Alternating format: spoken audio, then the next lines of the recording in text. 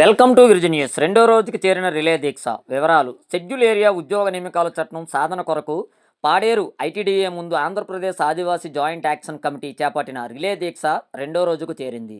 ఈ దీక్ష చేపట్టేందుకు గల ముఖ్య ఉద్దేశం, మొన్న అమరావతిలో జరిగిన రాష్ట్ర గిరిజన సంక్షేమ శాఖ సమీక్ష సమావేశంలో ముఖ్యమంత్రి చంద్రబాబు నాయుడు ఏజెన్సీ ప్రాంతంలో ఉద్యోగ అవకాశాలు స్థానిక గిరిజనులకే కేటాయించేందుకు కట్టుబడి ఉన్నామని స్పష్టం చేసిన విషయం విదితమే. అయితే ముందుగా ప్రభుత్వం వెంటనే గిరిజన సలహా మండలి ఏర్పాటు చేయాలని, షెడ్యూల్ ఏరియా ఉద్యోగ నియామకాల చట్టం చేయాలని, అలాగే మెగా డిఎస్సి 2025లో ప్రకటించిన ఏజెన్సీ పోస్టులను ఈ నోటిఫికేషన్లో మినహాయించి షెడ్యూల్ ఏరియాకు ప్రత్యేక నోటిఫికేషన్ ఇవ్వాలనే ఈ దీక్షలు చేపట్టారు.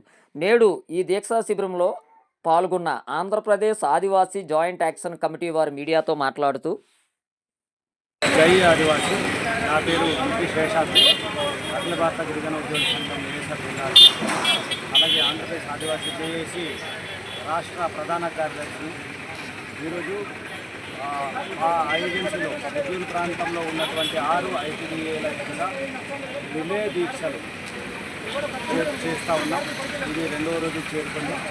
ప్రధానంగా మేము ఈ రిలే దీక్షలు చేయడానికి ముఖ్యమైనటువంటి కారణం, ఇది రిలే దీక్షలు చేయడము కొత్త కాదు. గతంలో 2020లో సుప్రీంకోర్టు జీవో నెంబర్ 3ను వివిధ సాంకేతిక కారణాలను చూపిస్తూ రద్దు చేసిన అనంతరం మేము వివిధ రూపాల్లో ఆంధ్రప్రదేశ్ ఆదివాసీ జాయింట్ యాక్షన్ కమిటీ ఉద్యమాల్ని చేస్తూ ఉంది. అందులో కూటమి ప్రభుత్వం ఏర్పడిన తర్వాత డే 1 నాడే, అంటే అసెంబ్లీ సమావేశం, కేబినెట్ సమావేశం మరుసటి రోజు రాష్ట్ర గౌరవ విద్యాశాఖ మంత్రి వర్యులు నారా లోకేష్ గారిని కలిసి జీవో నెంబర్ 3 ఎందుకు సుప్రీంకోర్టు రద్దు చేసింది, ఏ సవరణల ద్వారా 244(1) మరియు 2 ప్రకారంగా జీవో నెంబర్ 3 అనేటువంటి ఏ రకంగా గౌరవ ముఖ్యమంత్రి వర్యులు దాన్ని జీవో తయారు చేశారు అనేటటువంటి ఏ సాంకేతిక కారణాలు సుప్రీంకోర్టు దాన్ని రద్దు చేసిందనే ముఖ్యమైనటువంటి అన్ని వివరాలని, అలాగే సుప్రీంకోర్టు యొక్క తీర్పు కాపీలు, వాటన్నిటిని గౌరవ లోకేష్ గారిని ఇవ్వడం జరిగింది. ఈరోజు ఆనాటి తెలుగుదేశం ప్రభుత్వం స్వర్గీయ ఎన్టీ రామారావు గారు ఆదివాసుల పక్షపాతిగా ఉంటూ 275 జీవోని తీసుకొచ్చారు. తర్వాత సుప్రీంకోర్టులో మరి హైకోర్టులో దాన్ని కొట్టివేసినప్పుడు గౌరవ ముఖ్యమంత్రి వారు నారా చంద్రబాబు నాయుడు గారు దాన్ని ఆ సాంకేతిక కారణాలు, న్యాయమైనటువంటి సమస్యల్ని అధిగమించి జీవో నెంబర్ 3ను తీసుకొచ్చి ఆదివాసుల పక్షపాతిగా ఆయన చాటుకొని ఉన్నారు. అలాగే ఎన్నికల ముందు కూడా ముఖ్యమంత్రి వర్యులు గారు మాకు అరకువేలిలో హామీ ఇచ్చి ఉన్నారు. జీవో నెంబర్ 3కి ప్రత్యామ్నాయమైనటువంటి పరిష్కారాన్ని చూపిస్తామని హామీ ఇచ్చి ఉన్నారు. మేము ఈ వేదిక ద్వారా ప్రభుత్వానికి మేము ఒకటే విన్నవించగలుగుతున్నాం, మేము మెగా డిఎస్సికి వ్యతిరేకం కాదు. ప్రభుత్వం ప్రకటించినటువంటి మెగా డిఎస్సిని మేము స్వాగతిస్తూ ఉన్నాం. కానీ ఈ మెగా డిఎస్సిలో ఏజెన్సీ పోస్టుల్ని కలిపి ఒకే నోటిఫికేషన్ ద్వారా ఇవ్వడాన్ని, ప్రకటించడాన్ని మేము అంగీకరించడం లేదు. ఎందుకంటే భారత రాజ్యాంగంలో ఉన్నటువంటి 5వ షెడ్యూల్ ప్రకారంగా షెడ్యూల్ ప్రాంతం ప్రత్యేకమైనటువంటి భూభాగము, ఇది ఒక రక్షిత ప్రాంతము. దీనికి హెడ్గా గవర్నర్ గారు ఉంటారు. కాబట్టి ఇక్కడ మిగతా జనరల్ అడ్మినిస్ట్రేషన్ అనేటటువంటి చేయడాన్ని రాజ్యాంగం అనుమతించదు. కాబట్టి ఈ ప్రాంతానికి గతంలో ఉన్నటువంటి జీవోల ప్రకారంగా, ఉన్నటువంటి చట్టాల ప్రకారంగా ప్రాజెక్ట్ ఆఫీసర్ ఐటీడీఏ అనేటటువంటి అధికారి ఇక్కడ ఏజెంట్గా, గవర్నమెంట్గా ఉంటూ ఇక్కడ రిక్రూట్మెంట్ అథారిటీగా ఈఓ ఐటీడీఏ ఉంటారు. అలాగే అపాయింటింగ్ అథారిటీగా డీజీ రెవెన్యూర్ ఉంటారు. కాబట్టి అదే రకమైనటువంటి మిగతా నాన్ ఏజెన్సీ ఏజెంట్కి వేరువేరుగా అపాయింటింగ్ అథారిటీస్ ఉన్నాయి. అదే పనులను కొనసాగించాము. అది చట్టము, అది న్యాయము. కాబట్టి ఏజెన్సీకి పీఓ ఐటీడీఏ ద్వారా, ద్వారా ఈ ఉపాధ్యాయ పోస్టులు గతంలో రిక్రూట్మెంట్ జరిగింది. అదే రకంగా ఈసారి కూడా రిక్రూట్మెంట్ చేయాలని మేము కోరుతా ఉన్నాం. కాదు సార్, ఒకవేళ కానీ ప్రభుత్వం దిగి రాకపోతే ఈ దీక్షలు కంటిన్యూ అవుతాయా?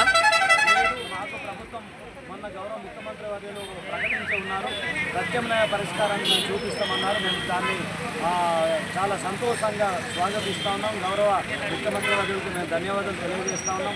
అందుకే 3 మేము ఒకే సమస్యని, దీని పరిష్కార మార్గాన్ని చూపిస్తూ మేము గౌరవ ముఖ్యమంత్రి వారికి వేదిక ముఖంగా కోరేదేమంటే, మాలో కొన్ని న్యాయ నిపుణులు, రాజ్యాంగ అనుభవం ఉన్నటువంటి మేధావులు ఆదివాసులు ఉన్నారు. కాబట్టి వాళ్ళకి తెలిసి చట్టాల ద్వారా పరిష్కార మార్గాన్ని మాకు కోరినట్లయితే మేము కొన్ని సూచనలను ప్రభుత్వానికి చేయదలుచుకున్నాం. దీని ద్వారా వెంటనే డిఏసీను సమావేశపరచాలని ప్రభుత్వం ఏర్పడి 11 నెలలు అయినప్పటికీ నేటి కూడా డిఏసీ ట్రైబల్ అడ్వైజరీ కౌన్సిల్ ఏర్పడుతూ సమావేశపరచకపోవడం, దానిలో తీర్మానాన్ని ప్రవేశపెట్టకపోవడం వల్ల ఇది ప్రత్యామ్నాయ పరిష్కారం దొరకలేదు. కానీ దాన్ని వెంటనే సమావేశపరిచి ఆ గతంలో దీని మీద ట్రైబల్ అడ్వైజరీ కమిషన్లో చర్చించడం జరిగింది. దాన్ని తీర్మానం చేసినట్లు గతంలో చేసినటువంటి తీర్మానాన్ని రివైజ్ చేసి దానికి ఆమోదించి డిఏసీలో ఆమోదించి గవర్నర్ గారి ద్వారా రాష్ట్రపతి గారి ద్వారా పంపించడం ద్వారా షెడ్యూల్ ప్రాంత ఉద్యోగ నియామకాల చట్టాన్ని కేవలం 5 రోజుల్లో చట్టాన్ని చేయగలరు గౌరవ ముఖ్యమంత్రి వారు మనసు పెట్టినట్లయితే. కాబట్టి మేము మనస్ఫూర్తిగా ఆయన విశ్వాసంతో మేము ఉన్నాము. ఈరోజు 5 వేదికల ద్వారా ఆదివాసుల యొక్క ఆవేదనను గతంలో కూడా 48 గంటల పాటు ఆదివాసుల యొక్క ఆవేదన తీసుకుని చేయడం జరిగింది. ఈ వేదికల ద్వారా గౌరవ ముఖ్యమంత్రి వారిని కోరుతా ఉన్నాం, దయచేసి మీరు మనసు పెట్టి ఆదివాసుల మేలు చేయండి, ఆదివాసుల జీవితాలు నిలబెట్టండి. 5 రోజుల్లో డిఏసీ సమావేశాన్ని ఏర్పాటు చేసి అక్కడ తీర్మానం ప్రవేశపెట్టి షెడ్యూల్ ప్రాంత ఉద్యోగ నియామకాల చట్టాన్ని చేసినట్లయితే ఇది సుప్రీంకోర్టు తీర్పుకు లోబడి ఉంటుంది. తద్వారా ఏజెన్సీలో ఉన్నటువంటి ఈ ఉపాధ్యాయ ఉద్యోగాలకు సప్లిమెంటరీ నోటిఫికేషన్ ఇచ్చినట్లయితే మాకు ఎటువంటి న్యాయసంగతమైనటువంటి సమస్యలు తలెత్తవు. కాబట్టి షెడ్యూల్ ప్రాంత ఉద్యోగ నియామకాల చట్టాలు చేయడం కోసం వెంటనే డిఏసీని ఏర్పాటు చేసి డిఏసీలో తీర్మానం చేసి ఉద్యోగ నియామకాల చట్టం చేయాలని మీడియా ముఖంగా గౌరవ ముఖ్యమంత్రి వారిని, కూటమి ప్రభుత్వ నాయకుల్ని, గౌరవ ఉప ముఖ్యమంత్రి వారిని, విద్యాశాఖ మంత్రి వారిని మేము ఆదివాసీల తరపున కోరుతాము. జై ఆదివాసీ, జై ఆదివాసీ, ఆదివాసుల ఐక్యత, ఆదివాసుల ఐక్యత. ప్రభుత్వం వెంటనే డిఏసీని సమావేశపరచాలి, ప్రభుత్వం వెంటనే డిఏసీని సమావేశపరచాలి. జై ఆదివాసీ, ఆదివాసుల ఐక్యత, ఆదివాసుల ఐక్యత, ఆదివాసుల ఐక్యత. కల్పించాలి గిరిజన ప్రాంతంలో 100% ఉద్యోగ రిజర్వేషన్, కల్పించాలి 100% ఉద్యోగ రిజర్వేషన్ గిరిజన ప్రాంతంలో. జై ఆదివాసీ.